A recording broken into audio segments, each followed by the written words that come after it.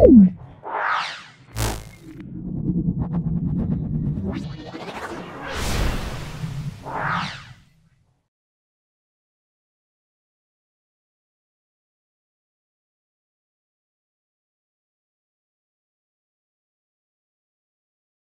মাধ্যমিক test paper 497 page.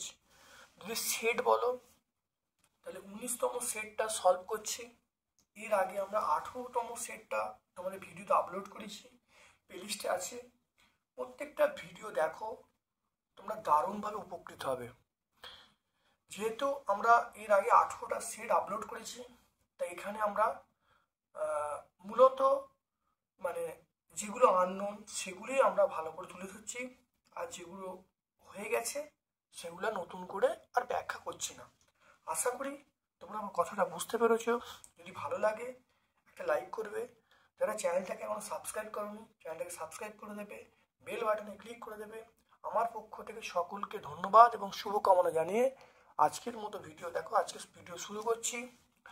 Ozone স্তর ধ্বংসে অনুঘটকের কাজ করে কে? আমরা বলবো সিএফসি বলবো। তারপর দেখে নাও, কোন তাপমাত্রায় গ্যাসের অণু গতিশক্তি শূন্য? এটা আমরা বলবো 0K। 0K মানে পরম শূন্য তাপমাত্রায় গ্যাসের অণুগুলো গতিশক্তি শূন্য হয়ে যায়।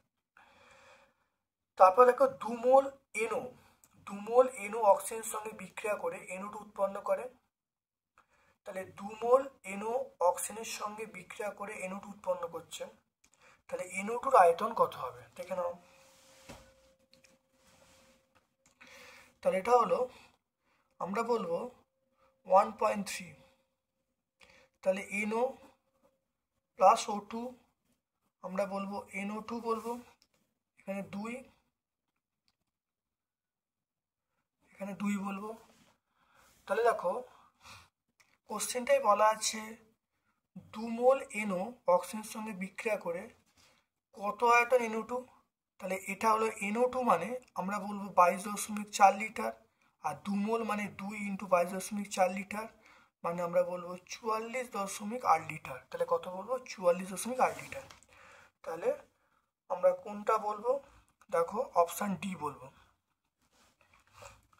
তারপর দেখো, কোনো পরিবাহী দণ্ডের তাপ পরিবাহিতা কে হলে তার রোধাঙ্ক 1/k হবে। 1/kটাকে এখানে বলা আছে K ইনভার্স। 1.5 চলে এসো, কোন দর্পণের দৃষ্টিক্ষেত্র সর্বাধিক? উত্তল দর্পণ, মনে রাখবে উত্তল দর্পণের দৃষ্টিক্ষেত্র সর্বাধিক। তারপর দেখবেন 1.6 ABCD মাধ্যমের প্রতিসরাঙ্ক বলা আছে 1, 1.3, 1.5, 2.4। কোন মাধ্যমের গতিবেগ সবচেয়ে বেশি? গতিবেগ সবচেয়ে বেশি আমরা বলবো 1, মানে যার প্রতিসরাঙ্ক কম তার গতিবেগ বেশি। তাহলে এ মাধ্যমে গতিশক্তি বেশি হবে, মানে গতিবেগ বেশি হবে। এ মাধ্যমে আলোর গতিবেগ কি হবে? বেশি হবে, কারণ এ মাধ্যমে প্রতিসরাঙ্কটা কম। প্রান্তের বিভব 3 গুণ করা হয়, তাহলে রোধকের ক্ষমতা কত গুণ হবে দেখে নাও। জানি P সমান V²/R, এই সূত্রটা প্রয়োগ করব। এবারে দেখো, এটা প্রথম ক্ষেত্রে, দ্বিতীয় ক্ষেত্রে পিটার সমান 3 গুণ বলা আছে 3V তার হোল²/R। তাহলে এটা আমরা কত বলবো? 9V²/R। তাহলে কত গুণ হলো? তাহলে পিটার সমান আমরা বলবো 9 × V। তাহলে কত গুণ হলো? আমরা বলবো 9 গুণ হলো। কোন অ্যান্সারটা পাবো? দেখো অপশন বি আমরা পাবো। তারপর দেখো 1.8, 100 ওয়াট একটি বাল্ব প্রতি মিনিটে কত তড়িৎ শক্তি খরচা করে দেখে নাও। 1.8 চলে এসো। 1.8 দেখো, ব্যয়িত তড়িৎ শক্তি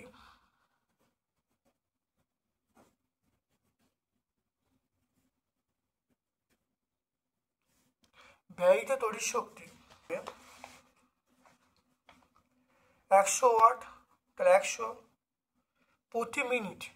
মিনিট মানে মিনিটকে আমরা কি করব? তাহলে দেখে নাও, এটা ওয়াট বলা আছে, ওয়াট মানে জুল পার সেকেন্ড, তাহলে একে আমি সেকেন্ডে গুণ করব, সেকেন্ডে গুণ করলে কত হবে, প্রতি মিনিট মানে 1 × 60 বলবো, তাহলে কত হবে 6000 জুল। তাহলে অ্যান্সার কত হবে 6000 জুল। দেখে নাও অ্যান্সার দেখো 6000 জুলই আছে। 1.9 তেজস্ক্রিয় মৌল সবার শেষে যে মৌলটা পরিণত হয় তার নাম হলো লেড, এটা পিবি মানে লেড। জলের তড়িৎ বিশ্লেষণে ক্যাথোডে দেখো বলা আছে 22.4 লিটার গ্যাস উৎপন্ন, তাহলে অ্যানোডে কত হবে, অ্যানোডে অর্ধেক হবে। এটা সবসময় মনে রাখবে, আগেও অনেকবার বলেছি ক্যাথোডে যা হবে অ্যানোডে তার অর্ধেক হবে, এটা মনে রাখবে। তো এটাকে 2 দিয়ে ভাগ করলে আমরা কত পাবো, 11.2 লিটার পাবো। হ্যালোজেন মৌলগুলো তড়িৎ ঋণাত্মকতার ঊর্ধ্বক্রমে সাজাতে বলছে। দেখো হ্যালোজেন মৌলগুলো তড়িৎ ঋণাত্মকতার ঊর্ধ্বক্রমে সাজাতে বলছে, মানে ছোট থেকে বড়, ঊর্ধ্বক্রম মানে ছোট থেকে বড়। তাহলে প্রথম আছে আয়োডিন, তারপরে বিআর, তারপরে সিএল, তারপরে এফ। দেখো কিপ যন্ত্রে তৈরি করা যায় না কোন গ্যাস, H2 তৈরি করা যায়, CO2 তৈরি করা যায়, H2 তৈরি করা যায়, তাহলে নাইট্রোজেন তৈরি করা যায়, তাহলে অ্যান্সার হবে নাইট্রোজেন। তড়িৎ বিশ্লেষণের সময় কোনটি ক্যাথোডে আগে মুক্ত হয়, H+ আগে মুক্ত হয়। তারপর চলে এসো ওএইচ মূলকযুক্ত কিন্তু অ্যালকোহল নয়, তার নাম হবে C6H5OH। C6H5OH কোনটা সম্পৃক্ত হাইড্রোকার্বন নয়, সেটা হলো C2H4। এটা হলো সম্পৃক্ত নয়, এটা হলো অসম্পৃক্ত, কারণ এর মধ্যে দ্বিবন্ধন দেখা যায়। চলে এসো এরপরে 2.1-এ চলে এসো। দেখো ওজোন অণু অক্সিজেন অণু দিয়ে বিয়োজিত হয়, সমীকরণ দেখাতে বলছে। ওজোন অণু দেখে না, ওজোন তার সঙ্গে সিএল বিক্রিয়া করছে, তাহলে ClO + O2 উৎপন্ন হচ্ছে, ClO + O3 2O2 + Cl উৎপন্ন হচ্ছে। দেখতে পাচ্ছ এই ঘটনা ঘটছে। এটা আমরা পেজ নাম্বার 4-এ পাবো।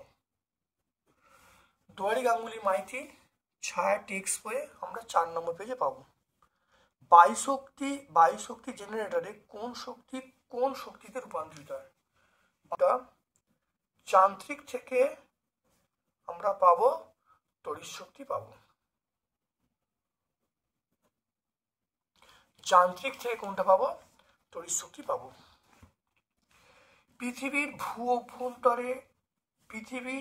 অভ্যন্তরে ভূতাপীয় শক্তির উৎস হলো ড্যাশ। ভূতাপীয় শক্তির উৎস আমরা বলবো লাভা।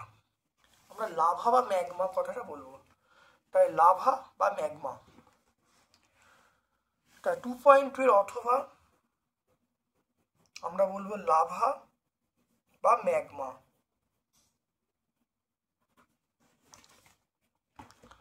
তারপর দেখে নাও স্থির চাপে আদর্শ গ্যাসের আয়তন প্রসারণ গুণাঙ্কের মান কত। স্থির চাপে আদর্শ গ্যাস আয়তন গুণাঙ্কের মান কত, এটা তোমরা 2.3 দেখো, এটা 1/273 পার ডিগ্রি সি।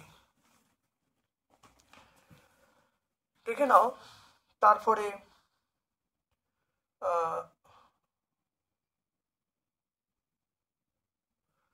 দেখে নাও বায়ুশক্তি জেনারেটরের যথাযথ কার্যকরী বায়ুপ্রবাহের ন্যূনতম বেগ কত, দেখে নাও। তাহলে এই প্রশ্নের উত্তর আমরা বলবো 2.3 অথবা আছে, এটা হলো 15 কিমি/আওয়ার। কত হবে, 15 কিমি/আওয়ার, বেগটা হবে 15 কিমি/আওয়ার। পরম শূন্য তাপমাত্রার সঙ্গে গ্যাস অণুগুলির গড় বেগের সম্পর্ক 2.4। দেখে নাও, তাহলে দেখে নাও, তাহলে C প্রপোর্শনাল √T। তাহলে এটা হলো গড় বেগ, এটা পরম তাপমাত্রা, তাহলে এই সম্পর্ক, এটা হলো গড় বেগ, তাহলে C প্রপোর্শনাল √T। তারপর দেখো 2.5 তাপ দিলেও বস্তুর তাপমাত্রা বাড়ে না, এমন একটি উদাহরণ। তাপ দিলেও বস্তুর তাপমাত্রা বাড়ে না।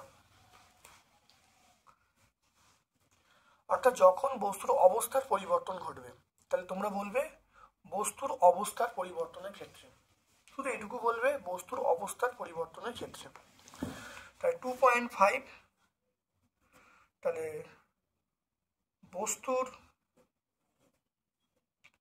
অবস্থার পরিবর্তনের সময়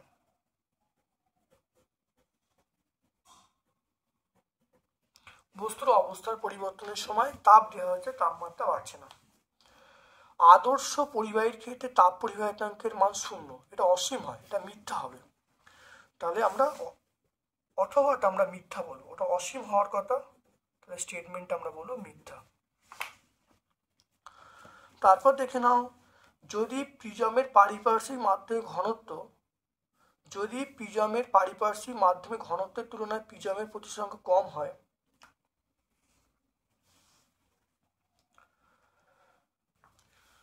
তা দেখে নাও, যদি প্রিজমের পারিপার্শ্বিক মাধ্যমিক ঘনত্ব প্রিজমের তুলনায় কম হয়, তাহলে কোন দিকে? অবশ্যই ভূমির দিকে। কোন দিকে বাঁকবে? নিরসী ভূমির দিকে বাঁকবে, ভূমির দিকে। তাহলে অ্যান্সার হবে ভূমির দিকে। তাই 2.7 এর অ্যান্সার হবে ভূমির দিকে।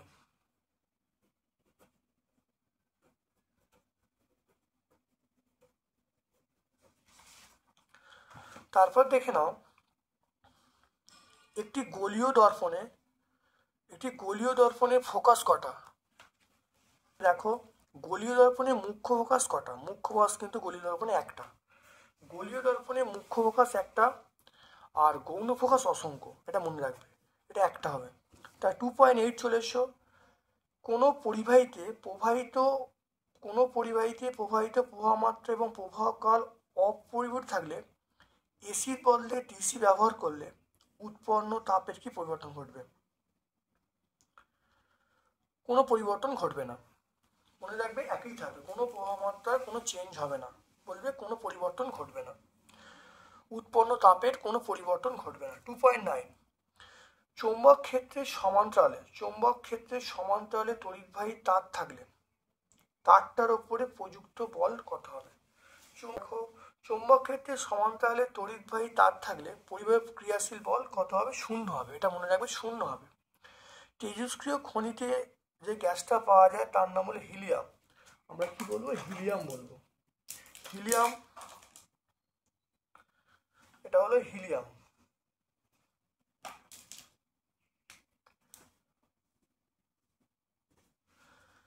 অনিয়ন্ত্রিত শৃঙ্খল বিক্রিয়ার উদাহরণ দাও।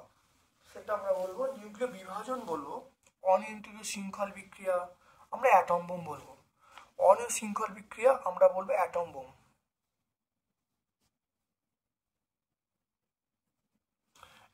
বলবো।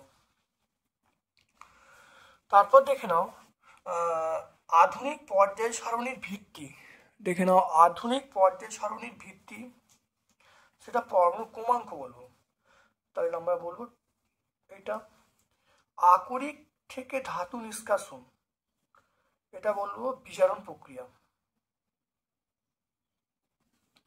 অতি সক্রিয় ধাতু আমরা কি বলবো? এটা লোহা বলবো। আর দুষ্ট মৌল আমরা বলবো হাইড্রোজেন। দেখে নাও ভালো করে। তারপর দেখে নাও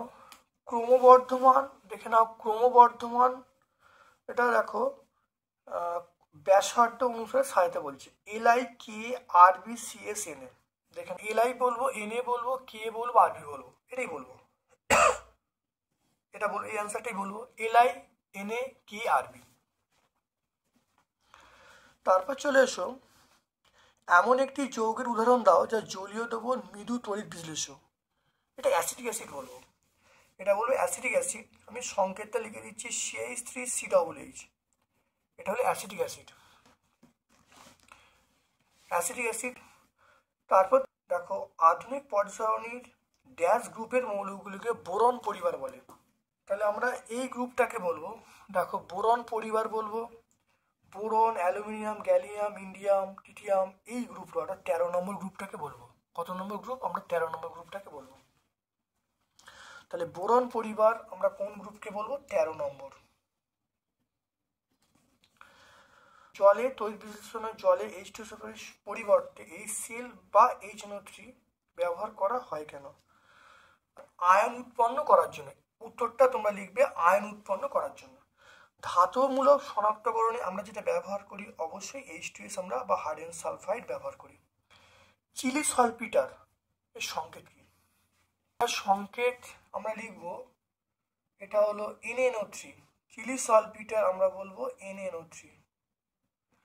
NaNO3 চিলি সলপিটার।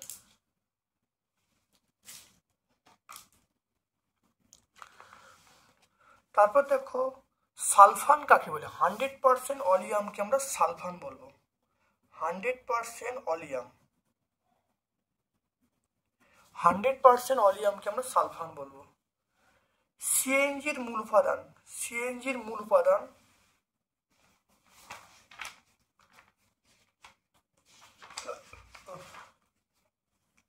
সিএনজির মূল উপাদান আমরা বলবো মিথেন। সিএনজির মূল উপাদান মিথেন বলবো। মিথেনটাকে গঠনভাবে এরকমভাবে লেখা হয়, দেখে নাও 2.17 অ্যান্সার হবে মিথেন। গঠন সংকেত বলেছে, তাহলে আমরা এরকমভাবে বলবো,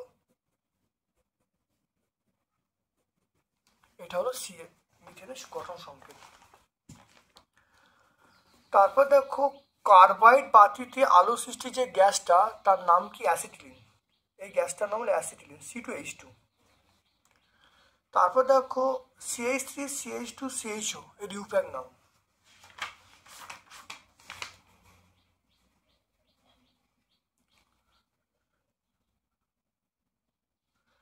এর ইউপ্যাক নাম দেখে নাও প্রোপানেল। দেখে নাও প্রোপানেল, কি হবে? প্রোপানেল। দেখে নাও প্রোপানেল। এটা 142 পেজ আমরা পাবো।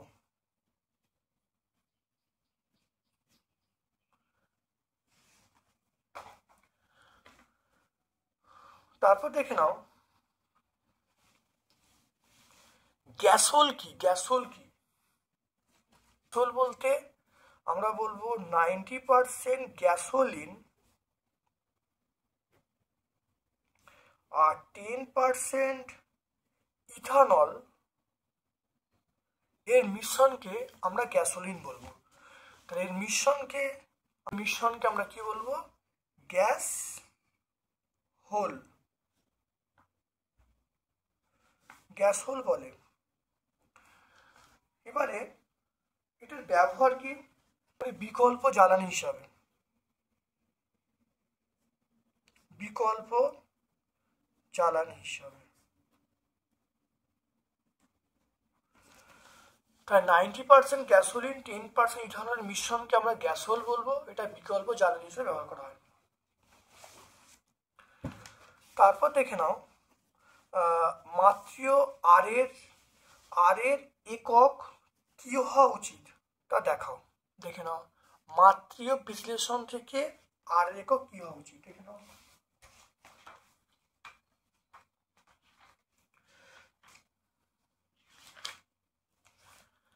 দেখে নাও আদর্শ গ্যাসের মাত্রিক সমীকরণ থেকে আর এর একক এখানে পেয়ে, দেখে নাও আর এর একক আমরা পেয়ে যাচ্ছি। দেখো কার্যের একক বাই মোলের একক এবং তাপমাত্রার একক। তাই এসআই পদ্ধতিতে আমরা বলবো joule, mole inverse, kelvin inverse. CGS পদ্ধতিতে আমরা বলবো erg, mole inverse, kelvin inverse. পেয়ে গেল। এটা পেজ নাম্বার 18 আমরা পেয়ে যাব।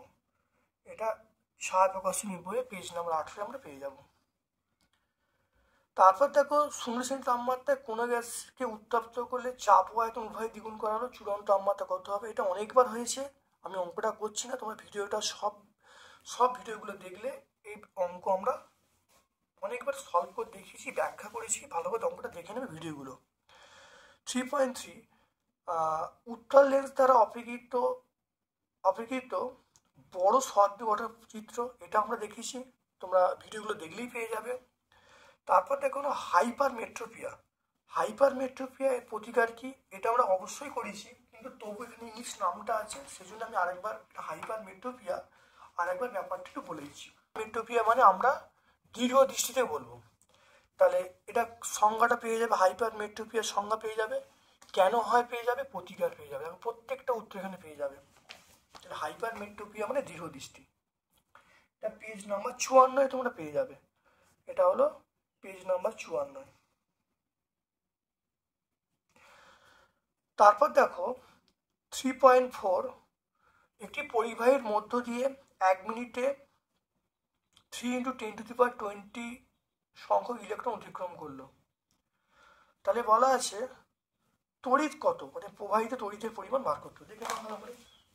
এটা অঙ্ক করেছি, কিন্তু পার্টিকুলার এই অঙ্কটা আমি করিনি, সেজন্য দেখো অঙ্কটা আমি সলভ করে দিচ্ছি। দেখে নাও ভালো করে।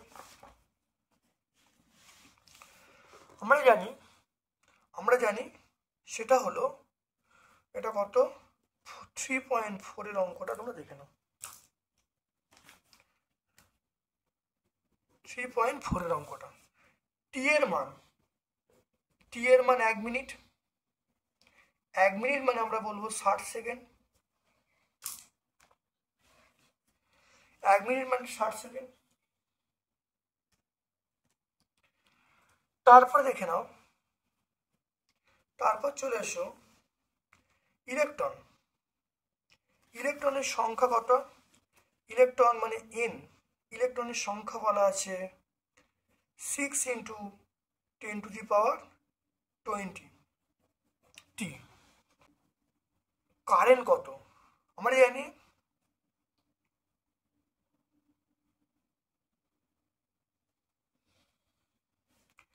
কিউ সমান, আমরা এনই বলবো।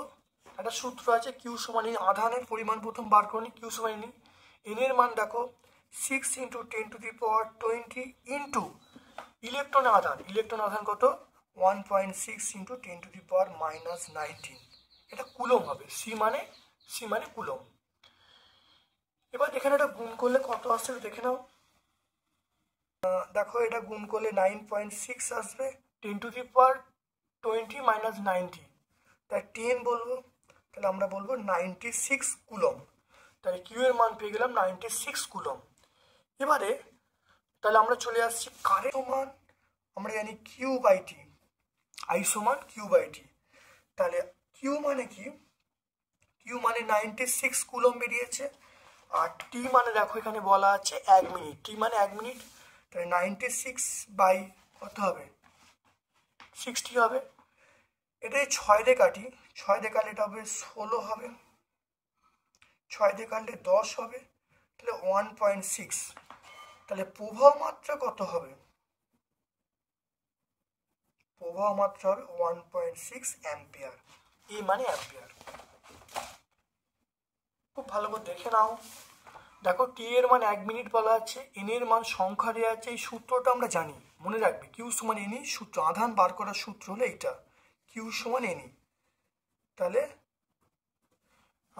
এখানে দেখো এন এর মান বসিয়ে দিলাম, কিউ এর মান, ইলেকট্রন আধান 1.6 × 10⁻19, এটা করলে আধান একক কুলম হবে, গুণ করলে দেখো 96 কুলম হয়ে গেল। আমরা জানি আই সমান Q/T, এটা আমরা শিখেছি। তাহলে কিউ এর মান 96 আর টি এর মান কত, Q/T, টি এর মান 60, এটা বসলে 1.6, তাহলে প্রবাহ মাত্রা পেয়ে গেলাম 1.6 অ্যাম্পিয়ার।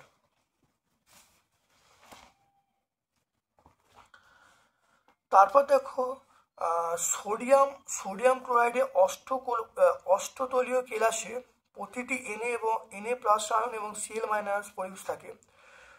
ঠিক আছে, এটা হয়েছে, আমি পেজ নাম্বারটা বলে দিচ্ছি, তারপর দেখে নাও।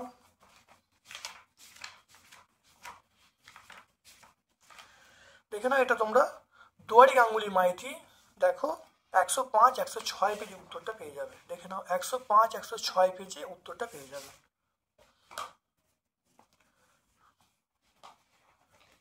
দেখে নাও।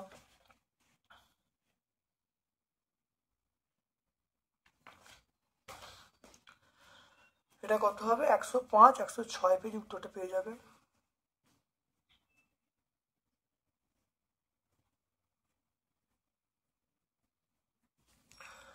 তারপর দেখো দুটি সমযোগের নাম বলো, যে ধ্রুবীয় দাব্য, এটা আমরা জল বলবো, এটা আমরা কি বলবো, জল বলবো, গ্লুকোজ বলবো, জল গ্লুকোজ এই দুটোর নাম হবে।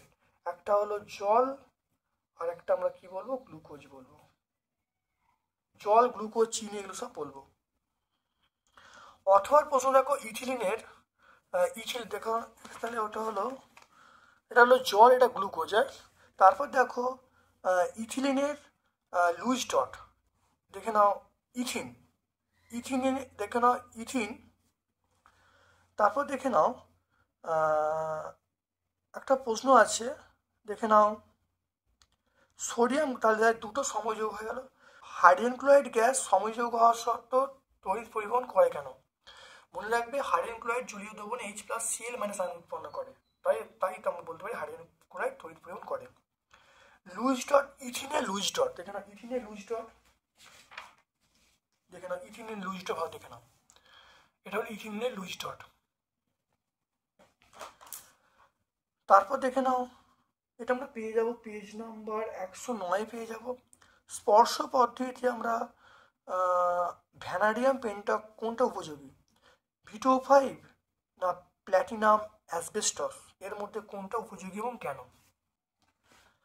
দেখে নাও কারণটা, দেখে নাও এখানে কারণটা আছে V2O5, এটা আমরা অবশ্যই ব্যবহার করি, কারণ এখানে পরিষ্কার লেখা আছে, পেয়ে গেলে। তারপর দেখে নাও ইলেকট্রনের তত্ত্বের সাহায্যে Fe+CuSO4 সমান FeSO4+Cu, এটা জারণ বিজন ব্যাখ্যা করতে বলছে। খুব ভালো দেখে নাও এইটা, আর ইলেকট্রন তত্ত্ব এখানে ব্যাখ্যা করা আছে, দেখে নাও খুব ভালো করে পড়ে নেবে, ব্যাখ্যা করে, খুব ইম্পর্টেন্ট প্রশ্ন, কিন্তু পরীক্ষার এরকম প্রশ্ন মাধ্যমিকে প্রায় আসে। তোমার টেক্সট বই নেই, সহায়িকা থেকে বললাম, দেখে নেবে। তারপর দেখে নাও কোন ধাতুগুলিকে কার্বন বিজারণ পদ্ধতিতে নিষ্কাশন করা যায়? কোন ধাতুগুলিকে কার্বন নিষ্কাশন করা যায়? দেখে নাও কার্বন বিজারণ পদ্ধতিতে নিষ্কাশন করা যায়, দেখে নাও।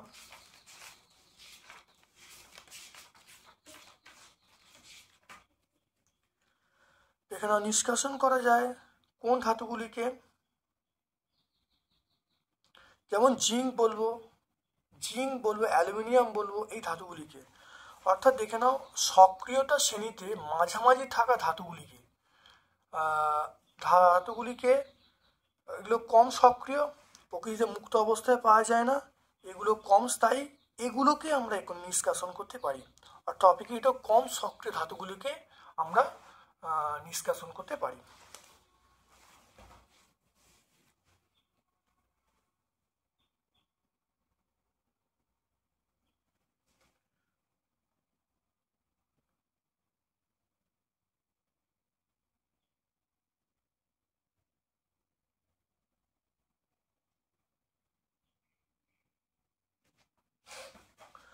তারপর চলে এসো, খুব ভালো করে চলে এসো, তারপর দেখে নাও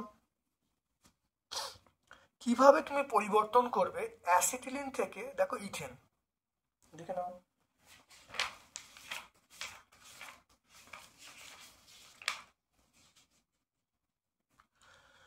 দেখো অ্যাসিটিলিন তো ইথেন, দেখো তৈরি করা অনেকবার হয়েছে, বহুবার হয়েছে, ভালো করে প্র্যাকটিস করবে। আমি অন্তত প্রত্যেকটা পেজে এই প্রশ্নটা পাচ্ছি, মাধ্যমিকের জন্য অত্যন্ত ইম্পর্টেন্ট। দেখে নাও ক্যাটিনেশন ধর্ম কাকে বলে? কার্বনের ক্যাটিনেশন ধর্ম,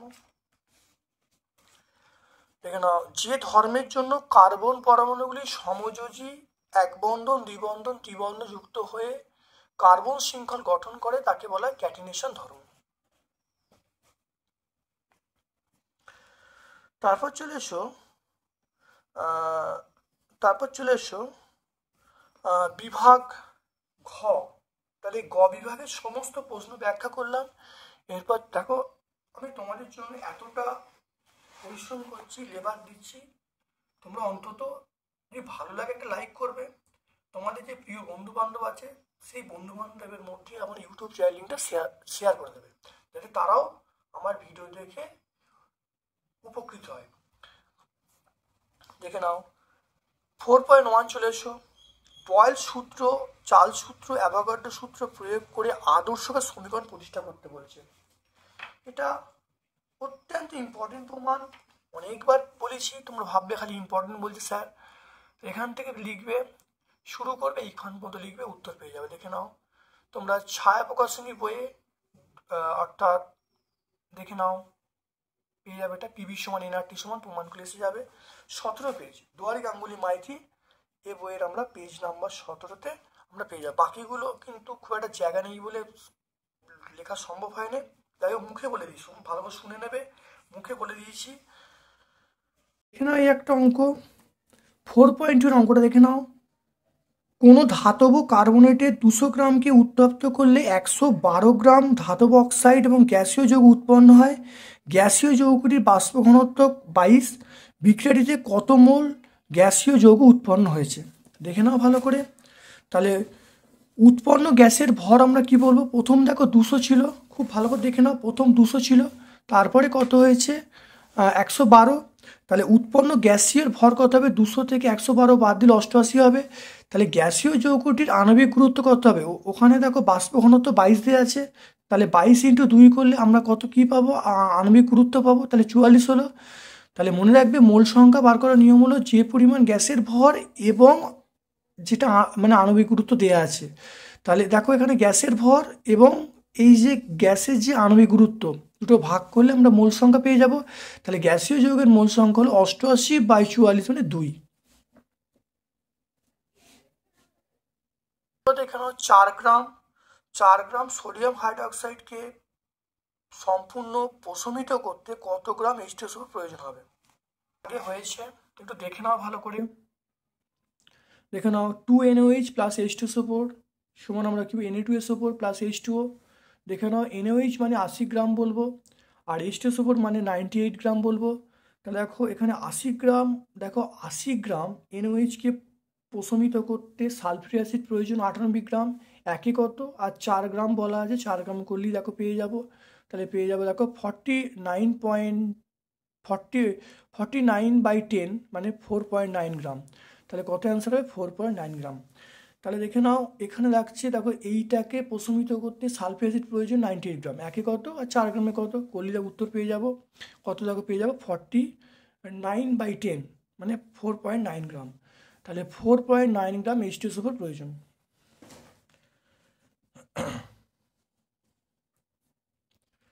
তারপর দেখে নাও দুটো ধাতব দণ্ড A এবং B আছে, তাদের বেদ ক্ষেত্রফল তাপ পরিবেশনাঙ্কের অনুপাত বলা আছে 1:2। রোধের তাপীয় রোধের অনুপাত কত হয় বার করতে বলেছে। দেখে নাও এই অঙ্কটা হয়েছে বিগত ক্লাসে আমরা করেছি, দেখে নাও।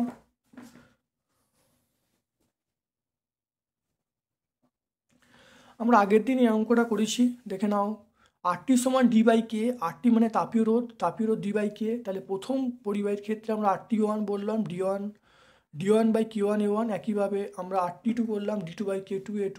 এখানে দেখো দুটোকে বাই করলাম, বাই করে দেখো পেয়ে গেলাম, প্রত্যেকে দেখো মান বসাচ্ছি। D1/D2 হাফ বলা আছে, K1/K2 হাফ বলা আছে, A1/A2 হাফ বলা আছে। এবার দেখো এখানে কী বসতে হবে, K2/K1 মানে উল্টে যাবে, তাহলে এটা কাছে K1/K2 মানে 1/2, তাহলে K2/K1 মানে 2/1, একই A2/A1 মানে 2/1, তাহলে করলে কত 2/1 হবে। তাহলে দেখো তাপীয় রোধ, তাহলে এটা RT1:RT2, তাহলে RT1:RT2 কত 2:1 আমরা বলবো, তাহলে অ্যান্সার বলবো 2:1।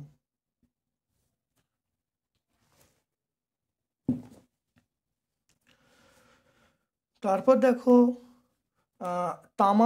তামার দৈর্ঘ্য প্রসারণ গুণাঙ্ক 17 × 10⁻⁻6 হলে কেলভিনের স্কেলে এর মান কত, কেলভিনের স্কেলে মান ওটাই হবে, তাহলে এটাই হবে, শুধু আমরা কি বলবো K⁻⁻1 বলবো, তাহলে এটাই হবে সেন্টিগ্রেডের C এর জায়গায় আমরা কি লিখবো, K লিখবো। তারপর দেখে নাও, দেখাও যে দৈর্ঘ্য প্রসারণ গুণাঙ্ক শুধুমাত্র তাপমাত্রার এককের উপর নির্ভরশীল, অথবা প্রশ্ন দেখে নাও।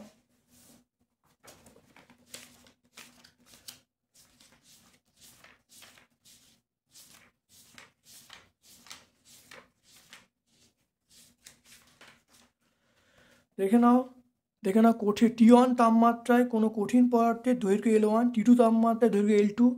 তাহলে আমরা কঠিন পদার্থের যে দৈর্ঘ্য প্রসারণ গুণাঙ্ক থেকে আমরা পাই, তাহলে কঠিন পদার্থের দৈর্ঘ্য প্রসারণ গুণাঙ্ক আলফা হলে আমরা আলফার সংজ্ঞা অনুসারে লিখতে পারি আলফা সমান L2 - L1/L1 T2 - T1। তাহলে এখান থেকে দেখো শুধুমাত্র আমরা দেখতে পাচ্ছি যে এখানে দৈর্ঘ্যের একক, এখানে দেখো দৈর্ঘ্যের একক বাই দৈর্ঘ্যের একক ইন্টু উষ্ণতার একক। তাহলে শুধুমাত্র দৈর্ঘ্য প্রসারণ গুণাঙ্ক শুধুমাত্র উষ্ণতার এককের উপর নির্ভর করছে। খুব ভালো দেখে নাও, পরীক্ষার জন্য অত্যন্ত ইম্পর্টেন্ট। এটা 29 পেজে, এটা আমরা পেয়ে যাবো 29 page, page number 29। Page number 29 সবাই কিন্তু পেজ নাম্বার লেখা সম্ভব হচ্ছে না, কারণ কিছু কিছু প্রশ্ন সবাইকে আছে, আবার এখানে স্পেসটা খুব একটা বেশি পাচ্ছি না বলে লেখার সময় হচ্ছে না। কিন্তু প্রত্যেকটা উত্তর কিন্তু আমি কিন্তু মুখে উত্তরগুলো বলে যাচ্ছি, পেজ নাম্বারও বলে যাচ্ছি, কিন্তু লিখতে হয়তো পাচ্ছি না। তাপ পরিবাহিতাঙ্কের এসআই একক কি? তাপ পরিবাহিত এসআই একক দেখে নাও, তাপ পরিবাহিতাঙ্কের এসআই একক দেখে নাও, watt metre inverse kelvin inverse. তাহলে watt metre inverse kelvin inverse. উপাক্ষের অস্থির সাহায্যে অবতল দর্পণে F = R/2, অর্থাৎ ফোকাস দৈর্ঘ্য বক্র ব্যাসার্ধের মধ্যে সম্পর্ক প্রতিষ্ঠা করতে বলছে। দেখে নাও,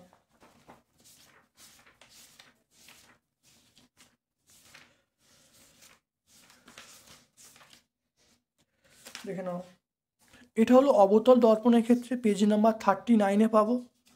আর উত্তল দর্পণের ক্ষেত্রে এটা তোমরা উত্তল অবতল দুটোই করে রাখবে, কারণ পরীক্ষায় অনেক সময় উত্তল বা অবতল উল্লেখ করে দেয়, তাই সেই জন্য তোমরা বলছি উত্তল অবতল দুটোই করে রাখবে। পেজ নাম্বার আমরা বলবো 39-40 পেজে পাবো।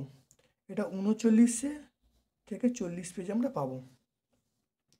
তারপর দেখো আলোক, দেখে নাও, আলোক অথবা প্রশ্ন, আলোক রশ্মি সমান্তরালে কাঁচের স্ল্যাবে প্রতিষ্ঠিত হলে আলোক রশ্মি নির্গম রশ্মি পরস্পর সমান্তরাল হবে, এটা দেখাতে বলছে। খুব ইম্পর্টেন্ট প্রমাণ কিন্তু এটা। এই চ্যাপ্টার যে প্রশ্নগুলো আছে দেখে নাও, এইটা আমরা বলতে বলছে 45 পেজে এই উত্তরটা বলতে বলছে। তার আগে অবশ্যই এই ছবিটা আঁকবে। তাহলে এটা কত হবে? এটা বলবো পেজ নাম্বার 45 এটা বলবো। তারপর দেখো একটা অঙ্ক আছে, 4.5 একটা অঙ্ক আছে, বায়ু সাপেক্ষে কাঁচের প্রতিসরাঙ্ক √2। বায়ুতে আলোর আপাতন কোণ 45 ডিগ্রি হলে প্রতিসরণের ক্ষেত্রে রশ্মির যে চ্যুতিকোণ কত হবে? অনেকবার হয়েছে। মিউ সমান √2, আই সমান 45 ডিগ্রি, তাহলে মিউ সমান sin A/sin R। তাহলে মিউ এর মান আমি বসিয়ে দিয়েছি। তাহলে এখানে দেখো আই এর মান দেখো 45 ডিগ্রি, তাহলে আর এর মান তাহলে sin R সমান, তাহলে এখানে পেয়ে গেলাম দেখো sin R সমান 1/√2, এটা নেমে গেল 1/√2, তাহলে sin R সমান হাফ, তাহলে R সমান 30 ডিগ্রি। তাহলে রশ্মির চ্যুতিকোণ কত? তাহলে এখানে দেখো আই এর মান ছিল 45 ডিগ্রি আর আর এর মান 30 ডিগ্রি, তাহলে চ্যুতিকোণ কত? I - R, তাহলে 45 ডিগ্রি - 30 ডিগ্রি মানে 15 ডিগ্রি। অনেক পেজে অঙ্কটা আছে কিন্তু, মানে ABTA টেস্ট পেপারের অনেকগুলো পেজে পার্টিকুলার এই অঙ্কটা কিন্তু আছে, কোনো ডাটা চেঞ্জ ছাড়া ঠিক এই অঙ্কটাই আছে।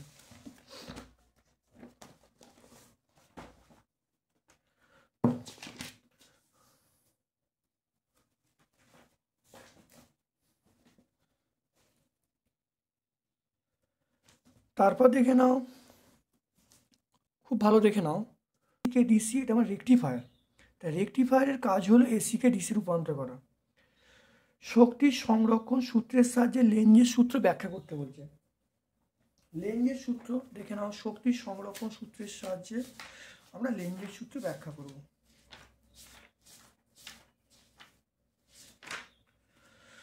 তাহলে এইটা আমাদের বলে দিলেই হয়ে যাবে। এই কুণ্ডলী থেকে শুরু করব, এই পর্যন্ত বললেই কিন্তু হয়ে যাবে। 82 পেজ, তোমাদের টেক্সট বই 82 পেজে তোমরা পেয়ে যাবে। তারপর দেখো এই যে ছবি দেওয়া আছে, তাহলে ভোল্ট ইন্টু অ্যাম্পিয়ার, এটা কোন রাশি? এটা হলো ক্ষমতা। এটা কি বলবে? এটা ক্ষমতা প্রকাশ করে, অর্থাৎ তড়িৎ ক্ষমতা। কোন রাশি? ক্ষমতা।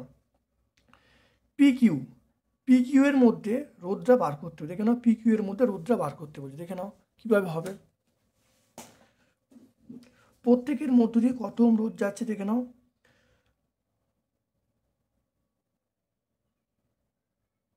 দেখো রোধের মানটাই দেওয়া নেই, দেখে নাও এখানে বলা যায় পিকিউ এর রোধ বার করতে বলছে। দেখো রোধের মানই বলা নেই। যদি ধরে নিই, ধরো এটা মনে করো R1, এটা মনে করো R2, এটা মনে করো R3, তাহলে তুল রোধ বার করার নিয়মটা কি? এইটা দেখে নাও,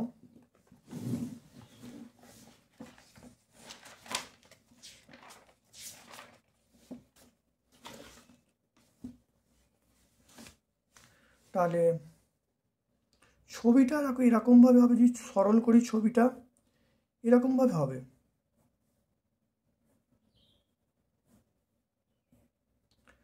দেখে নাও, এইটা হলো R1, এটা হলো R2, এটা হলো R3। দেখতে ছবিটাকে যদি আমি সিম্পলিফাই করি তাহলে এরকম আসবে। যদি তুমি ধরে নাও এখানে কোনো ডাটা দেখো দেওয়া নেই, তুমি ধরে নাও R1টা 2, R2টা 4 আর R3টা 6 যদি ধরে নাও, দেখে নাও R2টা আমি বলছি 2, তারপরে দেখো এটা 2 ওহম, R2টা আমি বলছি 4 ওহম, আর এইটা বলছি R3টা বলছি 6 ওহম। তাহলে এই যে তুল রোধ, এই যে পি আর কিউ বলা আছে, দেখে নাও কী করে হবে। তাহলে তুল রোধ বার করার নিয়ম, প্রথমে দেখো এই সিরিজটা বার করবো কী করে, RS দুটো যোগ করে দেবো, 2 + 4 যোগ করলে কত হবে 6 ওহম। এবার দেখো এইটার সঙ্গে এইটা সমান্তর সময়, তাহলে আমরা আরপি বলবো 6 × 6 দুটো রোধের গুণফল বাই দুটো রোধের যোগফল। তাহলে পি এবং কিউ বিন্দু তুল রোধ বার করার নিয়ম হলো দুটো রোধের গুণফল বাই দুটো রোধের যোগফল। তাহলে আরপি সমান আমরা বলবো দেখো 6 × 6 বাই কত 12 বলবো, এটা কাটাকুটি করলে কত হবে, এটা কাটে 2 হবে, এটা 3 হবে, তাহলে কত হলো 3 পেয়ে গেলাম। তাহলে এখানে আমি বলে দেবো, তাহলে পি এবং কিউ এর তুল্য রোধ কত হবে, 3 ওহম হবে। দেখে নাও, তাহলে প্রসেসটা তোমরা মনে রাখবে, এরকমভাবে তোমরা কিন্তু অঙ্কগুলো করবে, ছবি আঁকবে। চলে এসো 4.8 চলে এসো। কোনো তেজস্ক্রিয় বিঘটনের প্রাথমিক নিউক্লিয়াস বলা আছে, অন্তিম নিউক্লিয়াস বলা আছে, আলফা এবং বিটা কণা কটা হবে বার করতে বলছে। 238, 92 পরিণত হচ্ছে লেড, 82, 206। ভালো করে দেখো, তাহলে বলেছে কটা আলফা কণা কটা বিটা কণা বেরোবে। তাহলে আমি ধরে নিচ্ছি, নিয়মটা ভালো করে বোঝো, ধরে নিচ্ছি এক্সটি আলফা কণা ও ওয়াইটি বিটা কণা নির্গত হবে।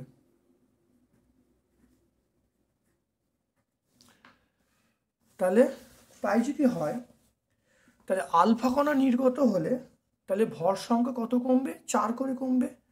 তাহলে ভর সংখ্যা কমলো কত, 4 × x সমান এখানে কত বলবো, এখানে দেখো 238 ছিল, তাহলে 238, দেখো 206, তাহলে আমরা কত বলবো 4x সমান বলবো 238 থেকে 206।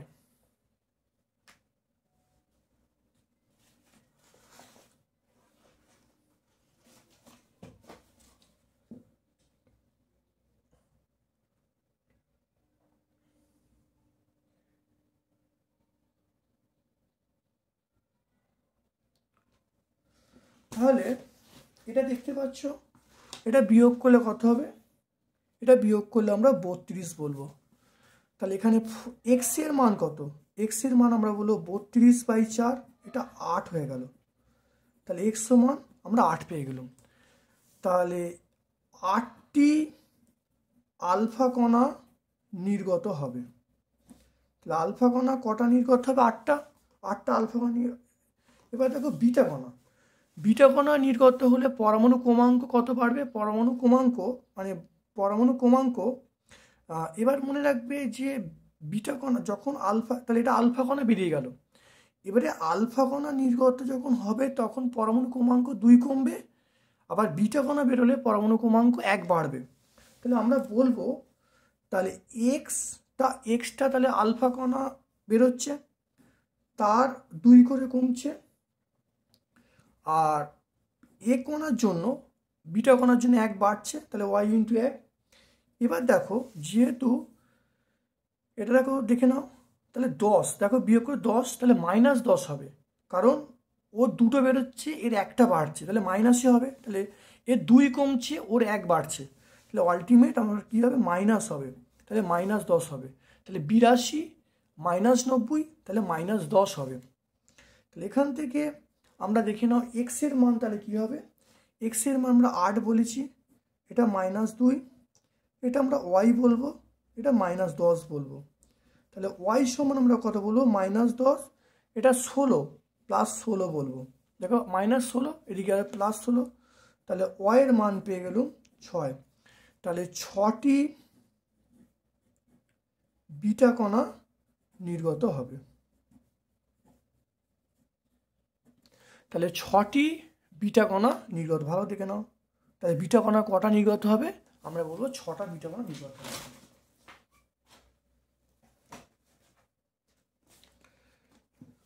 তারপরে দেখে নাও 1U, এটা দেখো বলা আছে 1U পরমাণু রূপান্তর করে শক্তি উৎপন্ন হবে। দেখে নাও, তাহলে 1U সমান 931 MeV। এবার দেখো 0.1U, 0.1 মানে আমরা কত বলবো, 931 × 0.1 MeV, তাহলে আমরা বলবো 93.1 MeV। তাহলে কত শক্তি উৎপন্ন হবে। ক্ষার ধাতু এবং হ্যালোজেনের সঙ্গে হাইড্রোজেনের সাদৃশ্য লিখতে বলছে।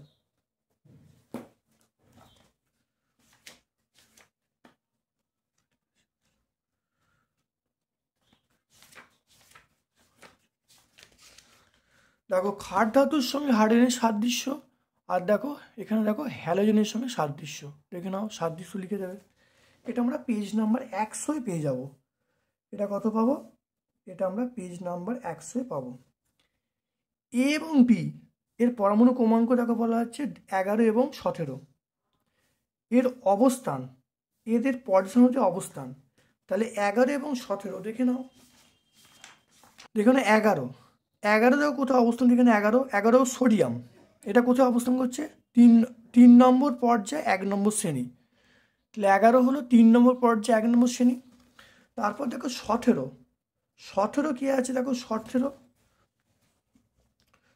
কি আছে, দেখো ক্লোরিন, এটা দেখো 17 নম্বর শ্রেণী, 17 নম্বর শ্রেণী, দেখো 3 নম্বর পর্যায়ে, 17 নম্বর শ্রেণী 3 নম্বর পর্যায়ে, তাহলে পেয়ে গেলাম। তাহলে এবারে বলা আছে সেতুমৌলের নাম। আমরা আগের পেজে বললাম, ওই বোরন আমরা সেতুমৌল বলবো। সেতুমৌল আমরা কি বলবো, দেখো সেতুমৌল আমরা বলবো, দেখো বোরন বলবো, অ্যালুমিনিয়াম বলবো, এগুলো বলবো। তারপরে দেখো কপার সালফেট তড়িৎদ্বার ব্যবহার করে কপার সালফেট জলীয় দ্রবণে তড়িৎ বিশ্লেষণ করলে অ্যানোড ও ক্যাথোডের বিক্রিয়া লিখতে বলছে।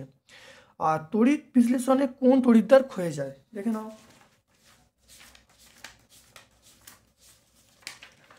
কপার সালফেট দেখো তড়িৎ বিশ্লেষণ করা হচ্ছে, দেখো অ্যানোড ও ক্যাথোডের বিক্রিয়া, এখানে অ্যানোডটা ক্ষয়ে যায়, দেখে নাও এখানে কোনটা ক্ষয়ে যাচ্ছে, দেখো কপার অ্যানোডটা ক্ষয় করছে। তাহলে 115 পেজ আমরা বলবো, এটা আমরা বলবো 115 পেজ। তারপর দেখে নাও পরীক্ষাগারে বায়ুমণ্ডলের প্রধান উপাদানটির প্রস্তুতির নীতি এবং সমীকরণ লিখতে বলছে। পরীক্ষাগারে বায়ুমণ্ডলের প্রধান উপাদানটির প্রস্তুতির নীতি এবং সমীকরণ লিখতে বলছে।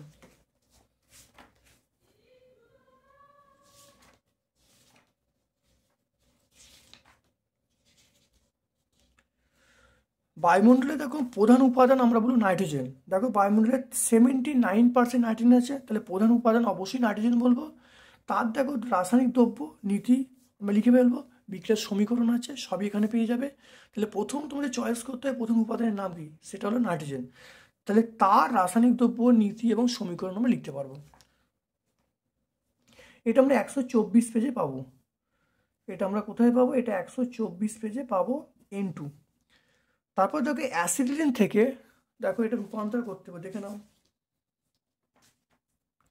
দেখো অ্যাসিটিলিন থেকে আমাকে কি তৈরি করতে বলছে, দেখেন এইটা, এই সেকেন্ড বিক্রিয়াটা আমরা লিখবো, এইটা দেখে নাও, এইটা লিখবো, অর্থাৎ সেকেন্ড বিক্রিয়াটা আমরা লিখবো, খুব ভালো দেখে নাও। এই বিক্রিয়াটা আমরা লিখবো, তরল বমিনে অ্যাসিলিন গ্যাস পাঠালে প্রতিটি অ্যাসিলিন অণু 2 অণু ব্রোমিন জলের সঙ্গে বিক্রিয়া করে বর্ণহীন টেট্রাব্রোমাইড বা 1122 ট্রাইব্রোমো ইথেন উৎপন্ন করে, বিক্রিয়া লিখে দেবে। এটা 145 তুমি পেয়ে যাবে, পেজ নাম্বার 145, এটা পেয়ে যাবে পেজ নাম্বার 145। ভিনাইল ক্লোরাইডের মনোমারের নাম কি দেখে নাও। ভিনাইল ক্লোরাইডের মনোমারের নাম, ভিনাইল ক্লোরাইডের পলিমারের নাম সেটা হলো পলিভিনাইল ক্লোরাইড। দেখো ভিনাইল ক্লোরাইডের পলিমার, এটা পলিমার, ভিনাইল ক্লোরাইডের পলিমারের নাম কী হবে, সেটা হলো পলিভিনাইল ক্লোরাইড, আমরা বলবো পলিভিনাইল ক্লোরাইড। তারপর দেখো ইথাইল অ্যালকোহল অ্যাসিটিক অ্যাসিডের এস্টারিফিকেশন বিক্রিয়ার শর্ত লিখতে বলছে। ইথাইল অ্যালকোহল অ্যাসিটিক অ্যাসিড দেখে নাও, আমরা এটা লিখবো, দেখে নাও ইথাইল অ্যালকোহল অ্যাসিটিক অ্যাসিড, দেখে নাও গাঢ় H2SO4 উপস্থিতি অ্যাসিটিক অ্যাসিড এবং নির্জল ইথাইল অ্যালকোহল পরস্পর বিক্রিয়া করে উত্তপ্ত ইথাইল অ্যাসিটেট নামক এস্টার এবং জল উৎপন্ন করে। দেখে নাও এই বিক্রিয়া লিখে দেবো। তাহলে পেজ নাম্বার 147 আমরা পাবো, পেজ নাম্বার 147। একটি জৈব ভঙ্গুর পলিমারের নাম, জৈব ভঙ্গুর পলিমারের নাম আমরা বলবো, দেখো কার্বোহাইড্রেট বলবো, সেলুলোজ বলবো, তাহলে এটা আমরা সেলুলোজ বলবো, সেলুলোজ। তাহলে জৈব ভঙ্গুর পলিমারের নাম আমরা কি বলবো, সেটা বলবো সেলুলোজ বলবো। তাহলে আজকে আমরা এই সেটটা অর্থাৎ 19তম সেটটা সম্পূর্ণ ব্যাখ্যা করলাম। ভিডিওটা কেমন লাগলো কমেন্ট সেকশনে কমেন্ট করবে, যদি ভালো লাগে লাইক করবে, যারা চ্যানেলটাকে সাবস্ক্রাইব করুন চ্যানেল সাবস্ক্রাইব করে দেবে, বেল বাটনে ক্লিক করে দেবে। আমার পক্ষে সকলকে ধন্যবাদ এবং শুভ কামনা জানাচ্ছি।